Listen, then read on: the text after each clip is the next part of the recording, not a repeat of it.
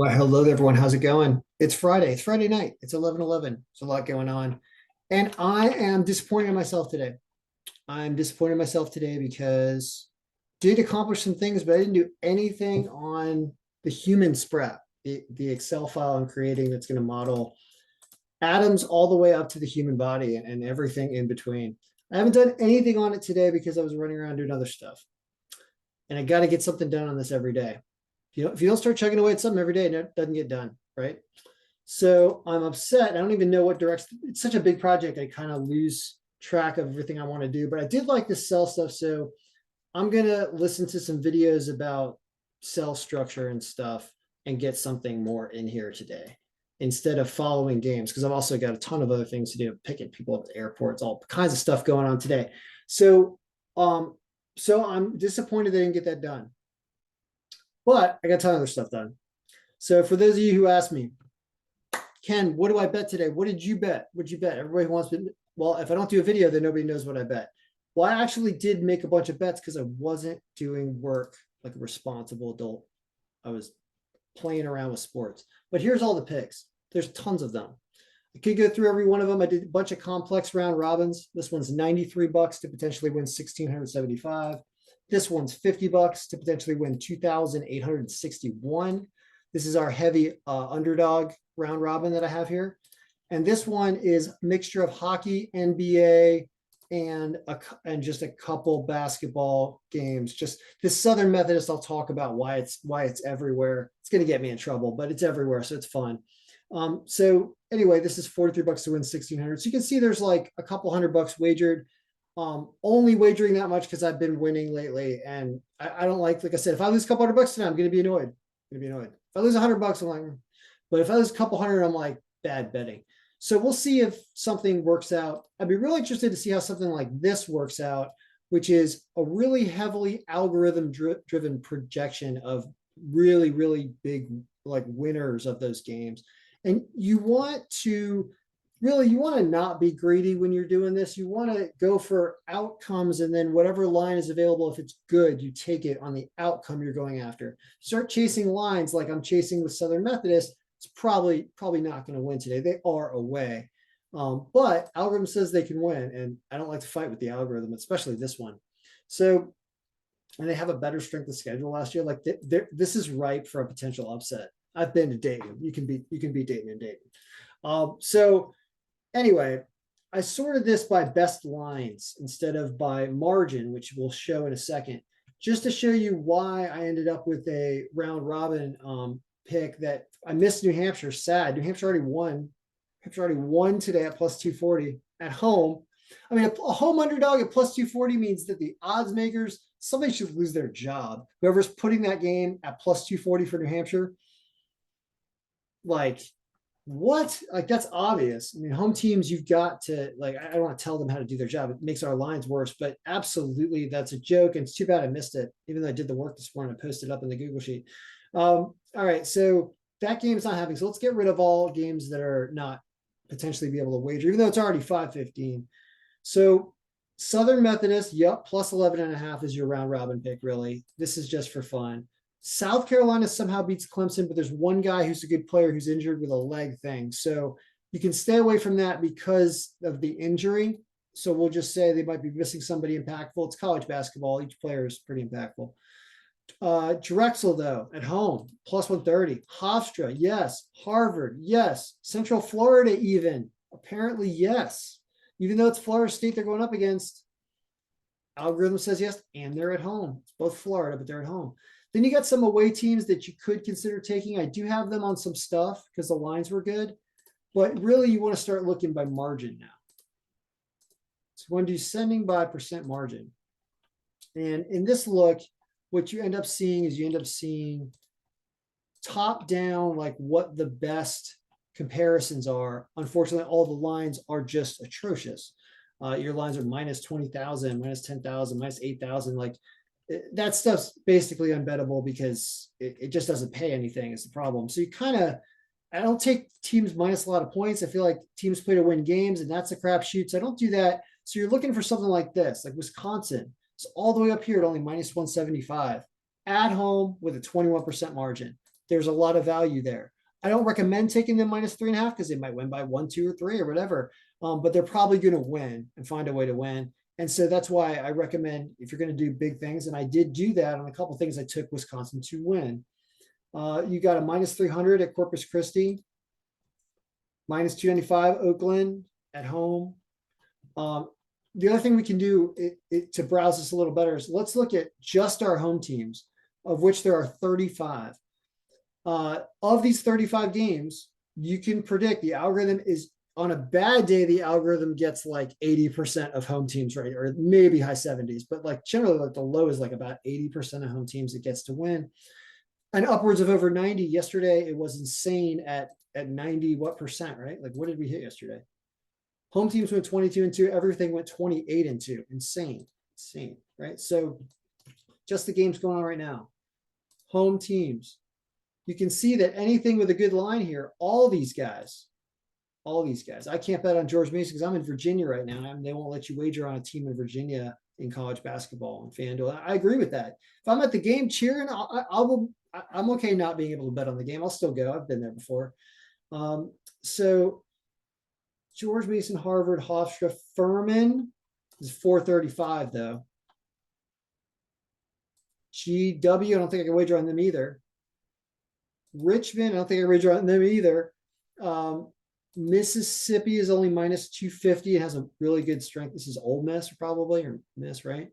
Drexel is the one I don't want to say the L word. Sorry, don't let me say the L word. I chose Drexel because of this line, and there are all the way up here. That's a really good one. Birmingham, UAB, 12% margin, only -190. And then the lines start getting really bad. Then you see you have that Wisconsin and a Manhattan outlier up here as well at only -250. And then there's nothing else home-wise. Now, away-wise, you got that massive underdog at Southern Methodist. I hope that game is on ESPN Plus. And then you've got Fresno State here is away, but they have a better strength of schedule. It's a beautiful town in Cal Santa Barbara. Anybody can go there when it's gorgeous. You always feel good in Santa Barbara. So yeah, my picture is of Santa Barbara, I believe. I think my YouTube photo of its trees, that was taken in Santa Barbara. Mount St. Mary's and Coppin State is even money, but we're starting to get to road teams. And so your lines can get better if you're like West Virginia. I took that one because there are 14% margin on the road. You have to go up to a 19% home bump to get Pittsburgh to win this game. Delaware is another one I took because the margin was up there. And yeah, that's about it.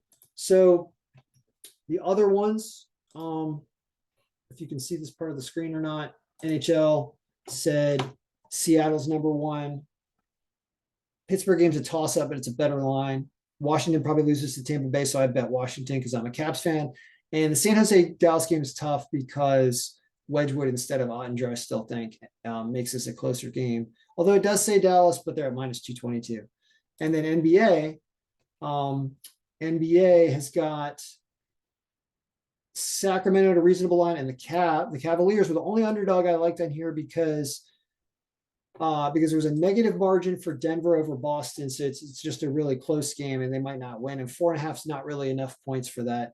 And Milwaukee is injured against San Antonio, so I stayed away from that 110. So it was just Cleveland as the underdog that took.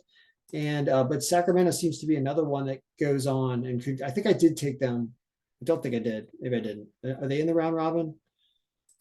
I don't think you could. If you couldn't see that because I was browsing on the Google sheet and I forgot to share that, then what we're talking about is Penguins, Caps, Kraken. Now I did not take. I should have added Sacramento on here, but I didn't.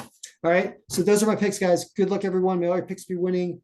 Let's go for a day of. With 46 games, 48 games. We've already won 2. You can't. You can definitely win 40 games. That would be if we did more than 40, we're probably doing good. But it's really like 45 and above that you want to try to shoot for, which is really, really asking to not be able to do that every day. Except you keep working on the algorithm and it knows what it's doing. You can, just like yesterday, I mean, just like yesterday, that is 93% win percentage, and the spread, which is calculating correctly based on what the action, sorry, it's not, this one isn't. It was actually 20-10 yesterday on the spread. But 93% win percentage, and today on a day that's got not even twice as many games, let's see if we can go 45-3 or better. And also the things that we lose, if they're big ones that us and the odds makers totally miss, we'll see if bringing in new season stats is going to help correct that, because there were some interesting things I've seen. There were some upsets. There haven't been many, but you can see the ones that there were. Show you real quick. Yeah, I'm going to talk forever and then I'm going to get out of here. Oklahoma State yesterday. The day before that, it really wasn't that bad. Boise State and Louisville, but they were way down there. The day before that, not really. Not really. And the day before that, it was a big one. It was a big one somewhere. Florida State losing, right? Now today, are we going against Florida State? Right? It's UCF against who? Central Florida against Florida State. So we are also going against that team that lost their first game pretty badly and got upset. Another reason that this, which isn't even including this year's stats yet, except some player stats and injuries, that this, based on last year's stats, was favoring Central Florida wins. This season, Florida State already off to a rough 0-1 start, I believe, right?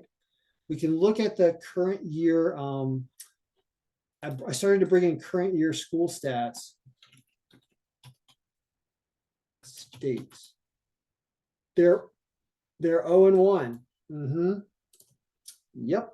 All right, we're starting to make some real sense of things, and so that makes that UCF pick even better. All right, guys, so much to talk about. Those are my picks for those who asked, and college basketball is like this, and I'm not going to do the crazy like this until for the whole season. I'm just going to do it up to like November, the end of the month. And then hopefully you guys can update this thing yourself. And I'll still obviously run versions of it, but like the daily craziness of this, I just want, oh yeah, the reason why it's going to become less and less valuable the longer in time we go, because the algorithm, it is going to be everywhere. And once you start to look at this thing every day, you'll start to see the odds are going to be straight down. And a day like today, where here's our underdog picks today, we have 7 underdog picks. One of them's already won. You're not going to see days with 48 games and 7 underdog picks, hardly ever. And never going to see it after November. No way. It gets too good, and it's just not going to happen. So that's why I want to jam it now in November, and you can go subscribe and get on the email list to get this ahead of time. People who got the email today were not waiting on me to post anything in the Google Sheet, had access to stuff, could have made wagers before lines changed. Like, there's a lot of advantages to subscribing. So, I mean, if you've got the money, you're winning money and you can afford it, I would say do it, because I'm raising it $5 every time someone buys it. I want to see how many people realize that they should have this if they're doing sports betting a lot on college basketball, because isn't it the best thing you've ever seen for doing this, bar none, like comparatively to anything. Anytime anyone comments on one of my algorithms, sometimes I get people that are like, yeah, I found you on YouTube, and I mean, I'm so glad I found you. Like, I've been looking for sports betting stuff forever, and everyone's always like, yeah, pay me for my picks or whatever. It's like, yeah, but they're like, you're like, I've never seen a thing work like your thing works. Like, it's crazy. Like, whoa, like I've never seen anything like this. And you won't, I guess, because I didn't learn how to do this by reading any books or anything. I just organize data in this way, and it makes sense to me, and you can correct stuff easily. And that's why it's the standard, and you'll see it evolve into the standard over the next several weeks here. And as I do all this work, and I'm building a toggle thing for the current versus past season stats that's going out to subscribers, we're going to keep the current season version work that I'm going to do. Gosh, I'm so bad at keeping stuff secret, but I want to at least only use it in recap form. So like, I'll be talking about the day's results and I'll be like, hey, this is the look based on, past year stats. Well, you're going to have this toggle button where you're going to be able to go up here, but I need to be working on human genome stuff. I need to not be doing this, right? But we are going to do this part because it doesn't take long. We're going to do past year stats, and then we're going to do like a validation. And we're going to be like, all right, you can choose either past year or you could use current year. And what we'll do with that is, as you'll be able to toggle this, it's going to change the predictions of the games based on whether or not we want to use the prior full season stats when we are calculating our standings right here and doing our distributions, which generate all these predictions. Or we're just going to be able to toggle almost each variable if we want to and make it all this year stats instead. And that's going to change every team's rating, and it's going to change the order of everything. I'm going to keep the current year version, which will be the more valuable version as each day goes by and we add new stats. I'm going to keep that one to the people that have paid me to get this every day. And what's going to go in the Google Sheet is just past year stats. It's the only thing I'm going to put in there because I want to offer this product as a premium because, as you can see, it takes up so much of my time that I'm not doing other stuff I want to do because it's too incredible to whoop this out, because you can bet these as a round robin, as I did. And when something crazy like Southern Methodist wins and you're like, how did this thing know a plus 600 was going to clean up? You're just like, oh, if I just focus for like a few days on this, like I could make money to buy a Tesla, right? So I'm just going to do that. And then when I buy my Tesla, I'm like, here's the algorithm for everybody. That's how we're going to do this. All right. So good luck, everyone. May all our picks be winning. You know that college basketball is not going to have a bad day because it doesn't. So hopefully you'll have an excellent day. Good luck, and may all your picks be winning. Go Green Bay.